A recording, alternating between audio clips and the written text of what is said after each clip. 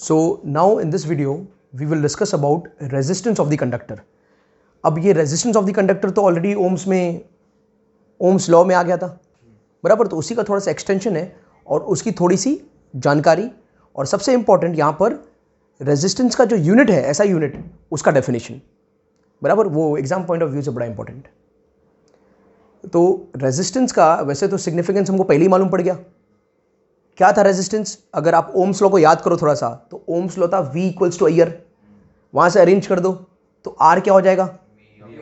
V/I हो गया। तो रेजिस्टेंस वही चीज है, एक रेशियो है। रेजिस्टेंस एक रेशियो है। किसका रेशियो? V और I का। V कौन है? Potential difference. I कौन है? करंट। यानी कि आप जब किसी भी कंडक्टर के across source of potential difference apply करते हो बराबर है, और उस सोर्स की वजह से जो करंट बह रहा है, इन दोनों का अगर रेशियो लोगे तो आपको आपके कंडक्टर का रेजिस्टेंस मिल जाएगा बराबर।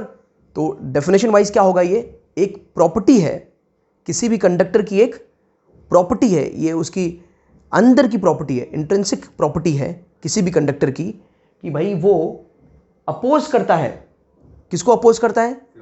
फ्लो ऑफ करंट को अपोज करता है। So the property of the conductor due to which it opposes the flow of current through it is called resistance of the conductor. जो कंडक्टर की प्रॉपर्टी है जिसकी वजह से वो करंट के फ्लो को रेजिस्ट करता है, अपोज करता है, उसी को बोलते हैं हम लोग रेजिस्टेंस बराबर है। वैसे हमारी बॉडी में रेजिस्टेंस होता है कि नहीं होता है? जिससे हम बीमारी को रेजिस्ट करते हैं, उसको अपोज करते हैं ताकि वो हमको बीमार ना कर सके, करेक्ट है? तो वैसा जो इलेक्ट्रिसिटी को अपोज करे उसको हम कंडक्टर का रेजिस्टेंस कहेंगे। Am I clear with this? Okay, अब चलते हैं। तो हमें पता है कि ओम्स लॉ तो V = IR होता है, तो यहां से R रेजिस्टेंस जो होगा वो V/I हो जाएगा। तो वर्ड में लिख दे तो resistance nothing but potential difference upon current. So एक डेफिनेशन और ले सकते हैं इसको, अगर मैथमेटिकल डेफिनेशन की बात करो आप, कि it is ratio of potential difference applied across the end of the conductor and the current flowing through it is called the resistance of the conductor. तो भाई एक रेशियो है of potential difference applied across the conductor and the current flowing through it. Resistance is nothing but it is ratio. किसका ratio? Potential difference applied across the conductor and the current flowing through it. ये clear हो गया?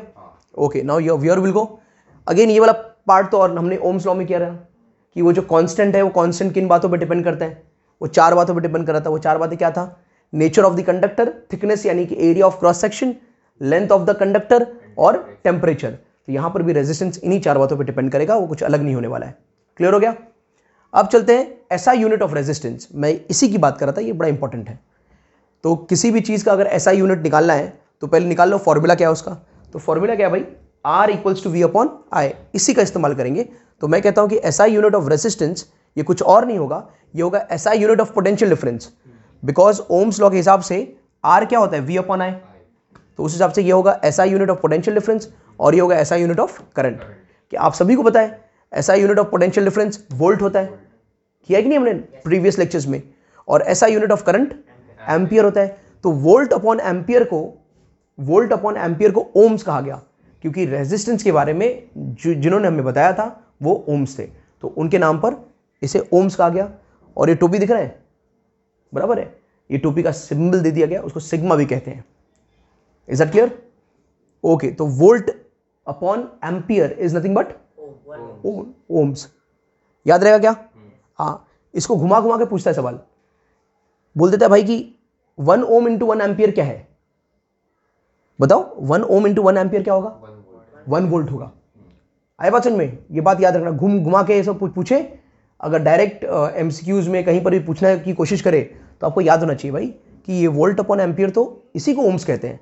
तो अगर ohms into ampere है तो वो volt होगा, या और भी कुछ उसको घुमा के पूछ सकता है ना? फॉर्मूला ये ना, तो फॉर्मूला को यहाँ वहाँ घुमा के दे सकते हैं। ओके, तो कई बार पूछता है कि आप डिफाइन करो 1 ओम। ये बहुत बार आता है कि आप डिफाइन करो कि 1 ओम क्या है। तो इसको कैसे डिफाइन करेंगे? अगर हमने किसी भी कंडक्टर में 1 वोल्ट पोटेंशियल डिफरेंस अप्लाई किया, अगर हमने किसी भी कंडक्टर में 1 वोल्ट का पोटेंशियल डिफरेंस अप्लाई किया और उस 1 वोल्ट के पोटेंशियल डिफरेंस की वजह से उस कंडक्टर के अंदर 1 एम्पियर करंट फ्लो हो रहा है। अगर आपने किसी भी कंडक्टर में 1 वोल्ट का पोटेंशियल डिफरेंस अप्लाई कर दिया और उस 1 वोल्ट पोटेंशियल डिफरेंस की वजह से उसके अंदर कितना करंट बह रहा है, 1 एम्पियर करंट बह रहा है, तो आप क्या कहोगे, जो आपका कंडक्टर है उसका जो रेजिस्टेंस है वो कितना है, 1 ओम्स है, बराबर है। और उसी चीज का स्टेटमेंट यहां पर है कि 1 volt potential difference is applied across the end of the conductor which causes 1 ampere current to pass through the conductor, then the resistance of the conductor is said to be 1 ohms. Is that clear? So that is it with the resistance of the conductor.